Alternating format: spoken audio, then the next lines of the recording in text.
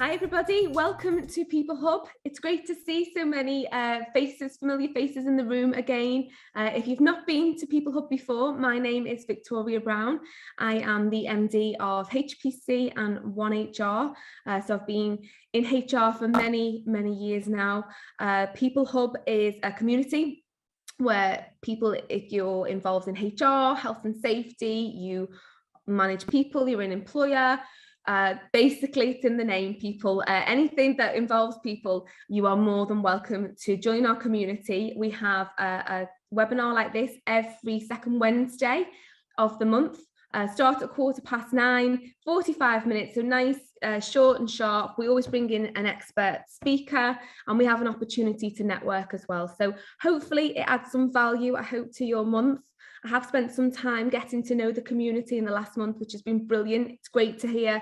Got some great ideas of what you'd like to see. And I think the idea of us just being able to share that knowledge and support one another. So I am delighted today that we do have Kristen Cunliffe from Red Star Wealth.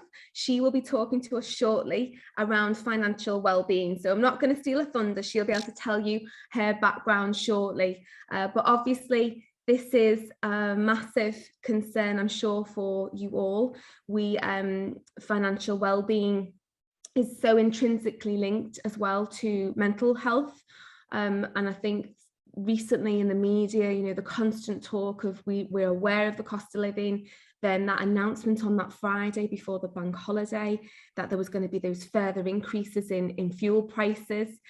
Even though we've had obviously some positive news in the last week, I personally am still genuinely very concerned. I know I share the same views as many of you within this community, many of our clients, where I've kind of done everything I feel I can do financially. And I spoke to Kristen last week, in the same regard. I've looked and made pay rises, I've benchmarked to ensure that our salaries are fair and in a good position. But we are a business as well, so we have our prices that go up. So there's only so much I can do in terms of pay rises, but it does concern me. It concerns me my employees' well-being and the impact that would have, as I'm sure it does for all of you, and why you're on this session today. So I'm really looking forward to this session. I'm sure Kristen's going to be able to enlighten us and give us some ideas of what more we can do as either business owners or HR professionals. So before I hand over, we're going to do our 10-minute breakout session. Just the idea. Have we got everyone back in the main room now, Dan? Yeah, we're all back now. Brilliant, great. Well, I hope that was useful to you. I really enjoyed that. Then every time we have that breakout session, I meet someone new in the community, which is great. And it's just nice to share. We were just joking then, saying we're all sharing the same pain at the moment, which I think it does help to have these sessions. So I'm going to stop talking. Well, I'm going to ask questions now rather than talk. I'm going to hand over to Kristen. Kristen, can you tell us a little bit about yourself and Red Star Wealth? Yeah, absolutely. So, good morning, everybody. As you can see on the screen there, I've actually got two company logos up there because I run two businesses, Red Star Wealth, which is an independent financial advice firm, which I have owned since 2011. I should mention, we're based in Lytham St Anne's. So you get an idea of where I am. So I've been a financial advisor for over 20 years, and I've been the managing director at Red Star Wealth, which I started in 2011. So we provide mainly pension and investment support for individual clients, but also we have a corporate section as well. So I support many employers in providing actual financial advice and pensions guidance for their people. And then in 2014, we launched Red Star Education, which is a company specifically providing financial education and literacy across the country for corporate clients. Oh, hey, Amber's based in St. Anne's. Hi. Across the country. But yeah, it started initially, Red Star Education, to provide financial well-being and support for young professional footballers. And so it's grown from that to include a number of other athletes as well. So we work along, so we have the contract with the Premier League, the English Football League, Loughborough College, the Women's Super League, the NFL. So it's kind of cool to do that. But there are also a number of corporate clients have used Red Star Education to provide financial education workshops for apprenticeship programs and just generally for their people where they feel it's important. So yeah, financial geek. That's me. Yeah. Not a bad thing to be, Kristen, at all. No, not at all. So during lockdown, with a little bit more time on our hands, because we weren't traveling around the country like we normally do, I trained to be a financial coach, which looks at the psychology of why we do what we do regarding money. You know, what are the triggers that we have that make us make the decisions that we do? And for some people that can be challenges. You know, some people really are challenged by the idea of money. Very often this has come from historic beliefs that they have embedded in them. So the coaching can really unpick some of those beliefs and hopefully get people through those challenges to provide a bit more financial peace for people.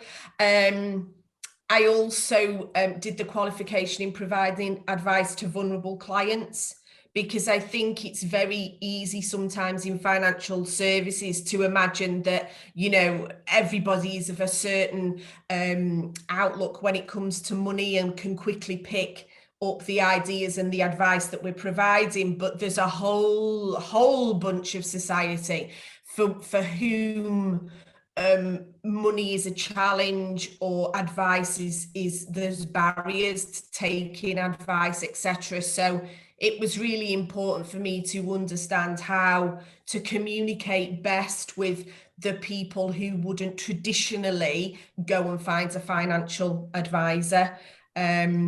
And as it says there, yeah, just to support the education, I'm a level 3 in teaching and learning, which hopefully means that we can communicate what we've got to say to many different people in a way that is engaging and a bit fun. And when you're trying to teach 17-year-old football players about pensions, you've kind of got to be a bit fun. So, so we've learned how to do that, I hope. So, I mean, obviously, when I opened before, we talked about the concerns that I think we all share. And when I've been in the breakout then and talking to other HR professionals, we are all like really concerned and are worried around these challenges with cost of living. So, financial well-being is something that, in all honesty, probably is not talked enough about in HR. Probably, maybe you've seen it more now, Kristen, but if you could talk us through the importance of financial well-being in the workplace. Yeah, I don't think money's spoken about enough, right? Like, we don't talk about money in the UK. You're probably more likely to know someone's sexual orientation than you are how much they earn, because we just don't do it. It's like, I'm not talking about that. I'll tell you who I go to bed with, but I'm not talking about that. So I think we've got to start those conversations. It's really, really important. Our people spend so much time at work, okay? And so yes, we want them to have well-being and to be, you know, at peace and productive and positive. But I think what happens sometimes, like when you go to work, it actually gives you time to think. So if you're not sat like with your family or like, you know, doing your cleaning, tidying, you know, you're away from that, like your work is you, isn't it? It's you as an individual, and it can give you time to think. And if you're worried, if you're concerned, if there's things on your mind, actually the work environment can amplify that and really give you that time to be inside your own head. That's not productive for an employer's perspective, but it's not great from a human perspective either, that somebody may feel, you know, really worried and isolated. And so I think that to be able to support people in that workspace actually just improves everything all round. I'm going to quote a number of statistics throughout this minutes that we've got together. All of them come from a report that was done by WageStream just this year. So these statistics are really, really up to date. But 76% of people who were asked are sat at work suffering mental health issues because they're worried about money. That's 76% of people who were asked. That's massive, I think. 28% of workers worried on a daily basis about money, but employers think it's only 3%. Wow. So yeah, I know. So I think why it's important is that it's important for our people to know that their employer supports them and cares about them and so on. But I also think that it's important for employers to recognise actually this problem is maybe bigger than we think, and you know, you're in the best position to be able to support people so that yes, they can be more productive, but so that they have got that sense of financial peace as well. Absolutely. Yeah. And as you say, it's that point, isn't it, that as a country, we're not comfortable talking about money. So I think managers wouldn't dream of asking somebody, you know, are they okay? Are they sort of coping with it? Well, we have that challenge from a mental health perspective anyway, don't we? We're trying to break down those barriers there. And I think finance is just another layer, really, where people feel even more uncomfortable to talk about. So yeah, I agree. The $1 million question, Kristen, I think what we all want to know is what can we do? What more can we do as employers and HR professionals? Yeah. And you sort of mentioned it earlier, Victoria. I think that, you know, if every employer could just give everyone a massive pay rise, we'd have all done it by now. So we're not talking about that, okay? We know if you could, you would.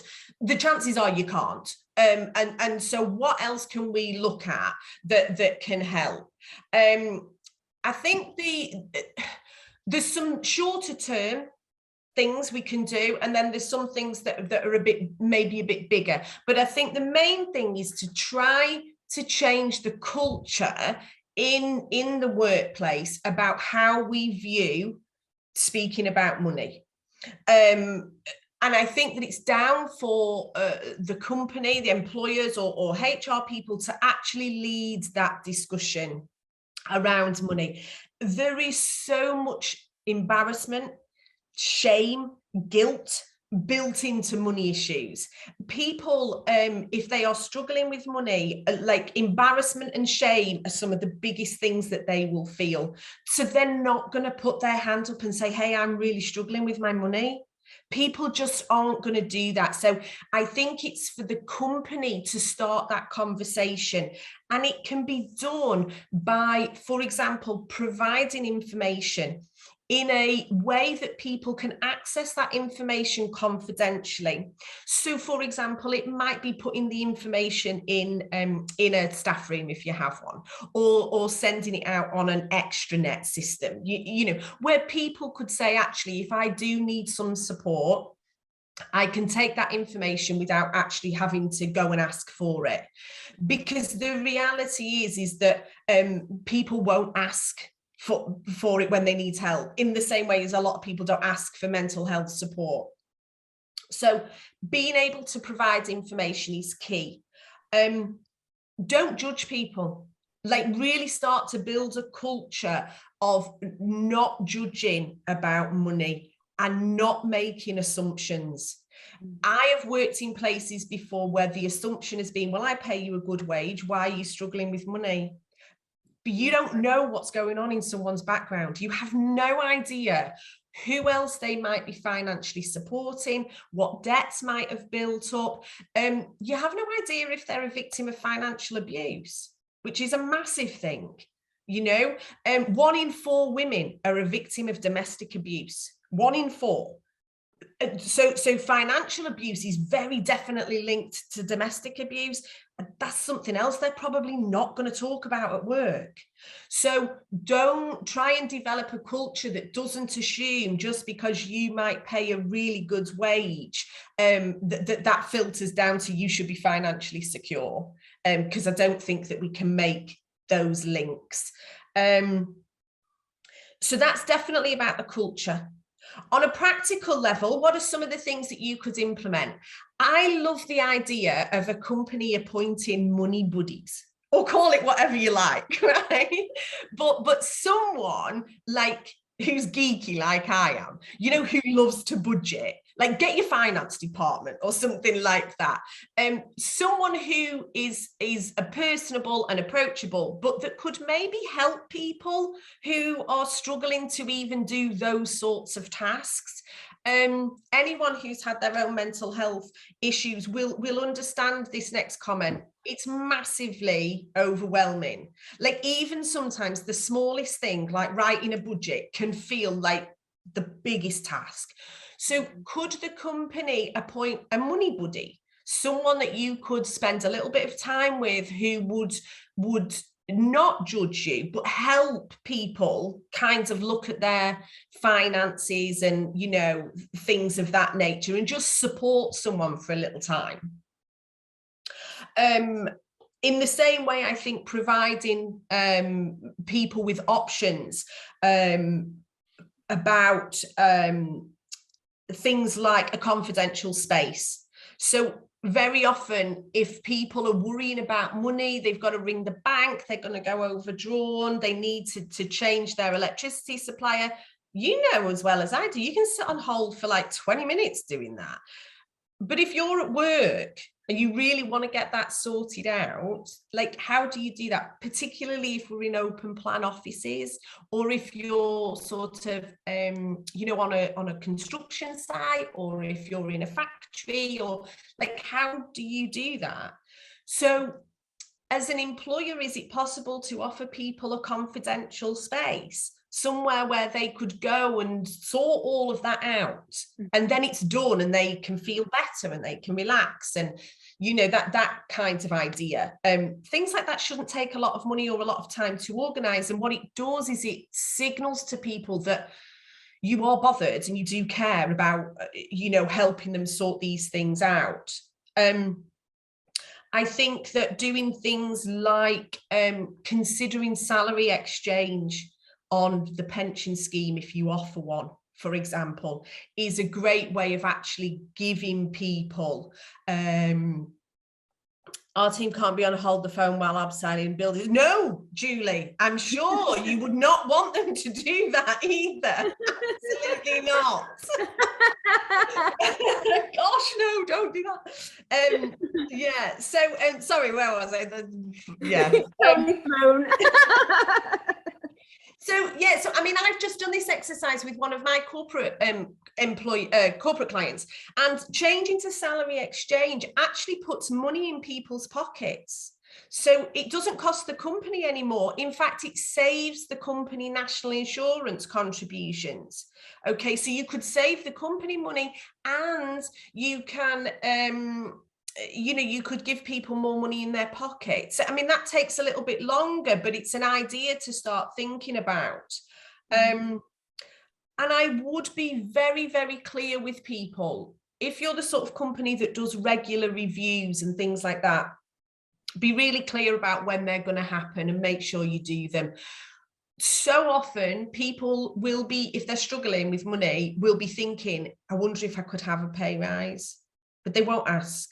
People don't. And so if you know that your company should provide a review every September, do it in September, and be honest. If you can't afford a pay rise, you can't. But I think people prefer to kind of know, like from the coaching situation, the uncertainty is actually builds anxiety for people. So remove as much uncertainty around the question of money as you possibly can.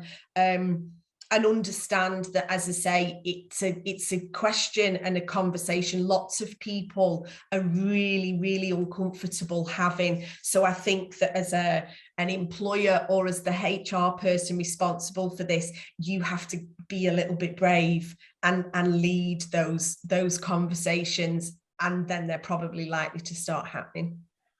Yeah.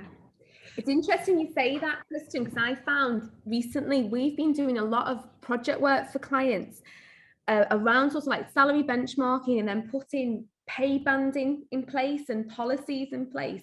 It's always something we've done in larger organizations, but we're doing it in smaller businesses now as well. And I think it's as you say, for that reason, really, to remove uncertainty, so people are quite clear. It's like, this is when your pay review will be. This is the band you're on now. You know, if you do this and this is what you'll move up to. And I am seeing a real wave of which is fantastic, but, you know, organizations of a smaller size now sort of looking at that and taking that far more seriously than they have done in the past. Yeah, that's really positive. That's really good. Yeah, absolutely. So obviously you've given us an idea of some quick wins there as well, which are great, and things. I love the idea of a money buddy. That's a brilliant idea. I'm just trying to think who'd be good in my business for the money buddy. Yeah, you need to pick the person who's good at this. Like, not me. Yeah, not you, Lauren. And is that something, Kristen, that your business do as well? Because I suppose I'm thinking, I know we still have that challenge, don't we, where people don't feel comfortable talking about money. Do you sort of have that, where you have people that you sort of offer that service to?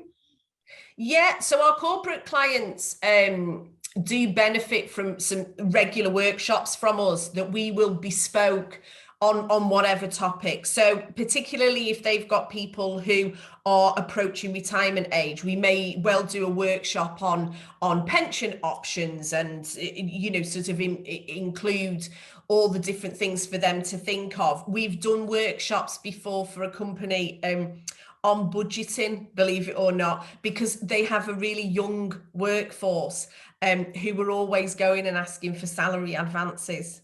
And the MD was like, how are you spending all your money? So we did a budgeting workshop for some of those. So yeah, I think that having external people come in is great. They're the experts. Maybe also one step removed from the employer. So can kind of offer a little bit more in the way of confidential discussion. And what I would say is if anybody is already has an advisor for their pension scheme, ask what that advisor can provide. I mean, most companies, if they're paying for an advisor on their pension scheme, that advisor can probably give a lot more information and support than just the pension scheme. You know, as a financial planner, we deal with all sorts of different things. So definitely, if you have got advisors already, even like if you have a bookkeeper, an external bookkeeper or accountant, you know, would they be willing to give a bit of time to help with things like that? You already have a relationship, you already trust them. So I think using external companies is a great thing. My if you like, heads up would just be that you don't want them coming thinking that they're going to sell products and services to the individuals, because that's just compounding the issue. If someone's already struggling with money, we kind of don't want to add to that by saying, well, you can have this, but it's going to cost you. We're trying to look for ways where the company can use its resources without adding to the financial burden on the employer. Yeah, no, absolutely. It's funny when you talk about that with budgeting, because I was talking to a financial planner, financial advisor last year, and he had not the same, but he sort of had like high net worth individuals. So he decided to do a session with their children. So they were also like teenagers, and he said it was so hard because they were like, yeah, I want them to like learn to budget. It's the other way, really. They've sort of been so used to money that probably when they're in the big wild world themselves, they'll struggle. And he said he had to sort of like provide lots of pizza, you know, just to sort of like bribe them to come into the room. So that might be what we do if we do a budget planning session, might bring some pizza in that day.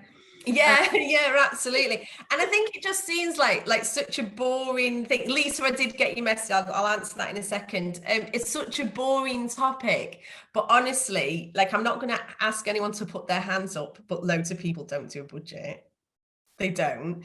And if you've got enough money, it's kind of all right. You can get away with it. But if you go through your bank statements, like on average, UK adults spend £47 a month on invisible spending. That's going to Costa, by the way. And that's just an average. Young people up to the age of 24 spend £21 a week doing that. That's £85 a month. So actually, if you take budget planning and really looking at your money and how you are using it, for an awful lot of people, you actually can find more money without giving anyone a pay rise. You can do it. I think the whole sort of using your card now and this cashless sort of society we're in, that's dangerous, isn't it? Because we just literally, we're not actually exchanging anything anymore. It's, as you say, I when I look, I think, gosh, I've spent money. We have this conversation when we're doing the lessons, and we tell our football players, we're like, you know, when we were your age, like, there wasn't an internet, and they're like, what? Like, they can't believe that people lived without a mobile phone and the internet, and that we used real money. It's like, oh my God. But when we use real money, we know what we're spending, because how many of us will break into a 20 for a coffee? We don't do it, do we? We don't break into a £20 note. We got to keep it. So contactless has made us spend. It makes us spend money. And I think that sometimes just kind of recognizing that, you know, is a real benefit to people. Yeah. And I think maybe encouraging a little less of that in the workplace is a bit of a positive. So, you know, do you as an employer, if you have people on site, like, is there a nice place for people to have their lunch? Is there a fridge that they can bring their own stuff? Or actually, is your workplace set up to send people to Costa every day? Like, just little things like that. It's like, do we give people and encourage people to bring in their own lunch? Or actually, is the culture in our thing to go and buy lunch every day? Because if you're spending even £5 a day, that's 100 quid a month, roughly. It's scary, isn't it? So yeah. Chris, obviously Lisa's brought it back on the message, probably a good point to clarify. So I know Helen has asked him, and if you can just sort of explain a little bit more around what a salary pension exchange is. So salary exchange, if you run a pension scheme where your people, they pay their tax, they pay their national insurance, and then you deduct the pension contribution, their own pension contribution, you can change that. So instead of their own pension contribution being from them, they exchange that as salary. So let's say it's £1,000 a year they pay personally into their pension. What, as an employer, you do is you drop their salary by £1,000. So you reduce you reduce their salary. This saves them tax and national insurance. That £1,000 you then pay as an employer, as an employer's pension contribution. You save national insurance because you're paying people less. Right. So on an equal basis, the employee is getting the same level of money going into the pension. It doesn't cost the company any more money. In fact, you save national insurance.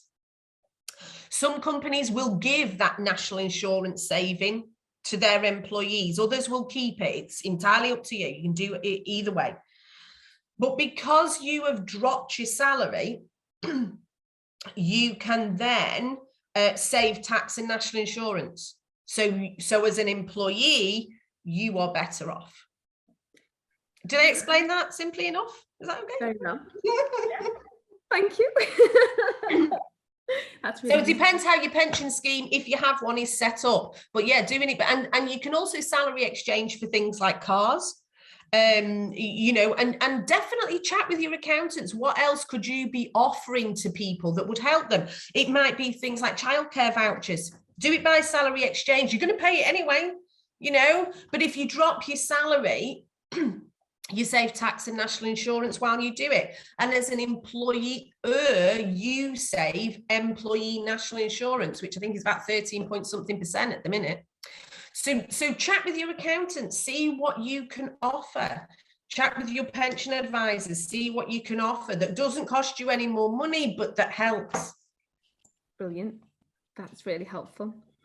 Gosh, I could talk to you all day, Kristen. Honestly, I'm looking at where's that time gone? But what do you think? I mean, just sort of quickly. So, what do you think that sort of we are currently doing wrong? I know you've sort of mentioned around. But are there things that we can take away today that we need to stop doing now? Yeah. Don't be closed. Don't be closed. Don't make assumptions. Don't make judgments. Don't think that because somebody wants to talk about their financial issues that they're coming going, can I have a pay rise, please? If you've been really honest that you can't give them, or you've done as much as you can do, or, you know, then, you know, look at it that actually they might just need some help. They really might be struggling, and it's for us to do something about it. Only 3% of employers who were asked said they don't do anything because they haven't got the budget. Okay, so it's not about budget, it's about being open and having those conversations. And I think that to take away, first of all, cancel Christmas. If you're going to do a Christmas party, don't bother. Right? Because what you might be doing is transferring to people this idea they've got to get a new outfit, and then they might have to pay for a taxi, and then they've probably got to pay for drinks. They might need a babysitter. And all of a sudden, your nice gesture of a Christmas party is lost because you're piling extra financial pressure onto people. And what is Secret Santa?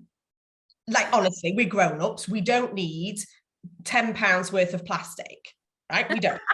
So let's not do that. Let's cancel Christmas. Give somebody a lovely voucher for, I don't know, even for somewhere like Tesco, where they can actually buy something that they might use at Christmas instead.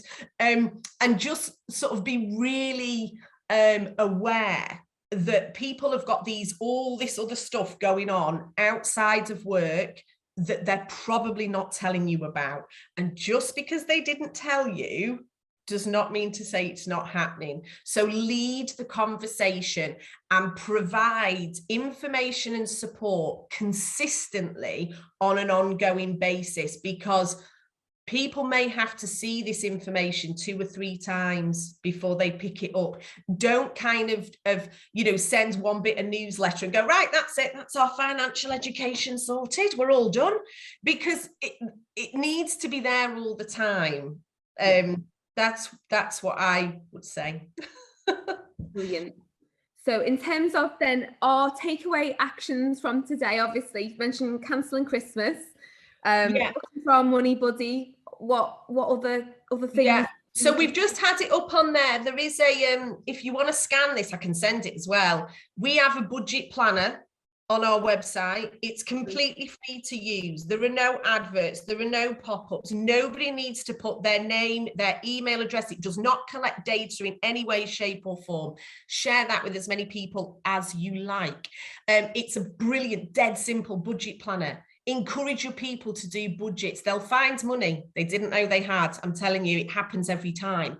And if you do want any extra resources, or there's anything that either of my companies can point you in the direction of, please get in touch with me. I'm on a complete mission to change the way that we act in the UK regarding money and finance, and it's life-changing. When you understand it, it's life-changing. And I think that we could all help our people to feel a little more empowered over the money that they're working really hard for. Absolutely. No, well, we will share your information as well, Kristen, so we'll make sure that everybody's got your details. So obviously you can take a picture there, but don't worry, we'll pass on your information. It's been really, really useful today. Thank you so much. You're welcome. Really helpful. I'm sure everyone else, well, it looks like they have, to be honest, from the feedback already, so thank you. Thank you. And thanks everybody for joining peopleHUB. Obviously, if you're not in the, we have got the LinkedIn, and Maisie's just set up the Facebook community, so I need to get used to Facebook again. I've not been on it for a long time, but we've got those closed groups now. We're going to start to put more information in there. Kristen, it'd be great if we can get you involved in that as well. Just again to share and support one another. Our next session will be in, again, it's always the second Wednesday of every month, so just pop that as a placeholder. You always are invited as part of the community. Got a couple of speakers lined up, so I'm not sure which one it will be yet, so I will announce next week for you. But thank you so much for today. I hope you found it useful, and we'll see you next time. Thank you.